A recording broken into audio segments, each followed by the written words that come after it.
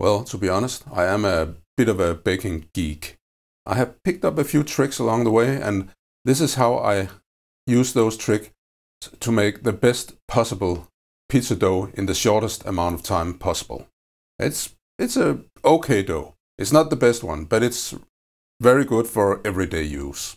And this is how I make it. This panic dough is the quickest dough you can make for pizza. Start off by boiling about half the water.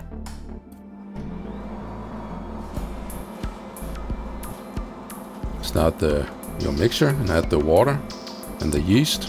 You can use dry yeast. This is regular baker yeast. And if it lumps, like mine does, you have to make sure they are completely dissolved. When you mix in the flour and there are lumps, they will stay in lumps. Then I add the vinegar, the oil, salt, and then I add about half the flour.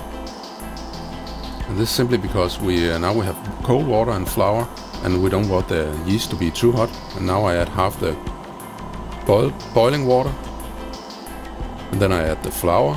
We don't want the flour to be cooked either. And then I add the last of the boiling water. Now the dough will have approximately body temperature.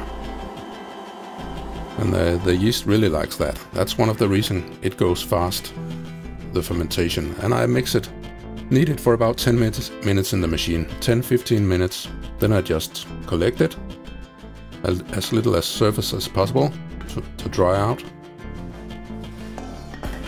Add a lid, let it rise for half an hour. And now it has risen fine, and the dough is elastic. The temperature and the vinegar does that.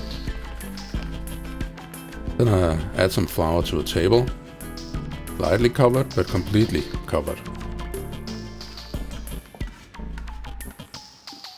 I tip out the dough, scrape it when necessary. Collect it into a loose ball. It's easier to work with, and it gives the dough a better structure. But this dough is enough for 4 portions, so I split it first on the middle into 2, and then in the middle again into 4.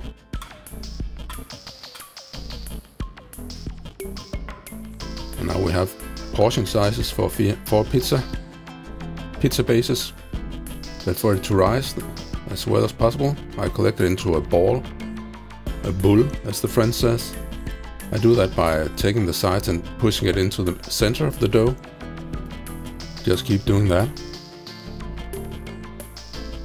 Do that until the surface is taut. It has to feel elastic. This is fine. I put it on the flour covered table again, and then I let them rise for half an hour once again. So that's a total 1 hour raise time. Now all that's left is to shape them as pizzas, but I'll show that in another video. And you can find the list of ingredients and the recipe on kvalifood.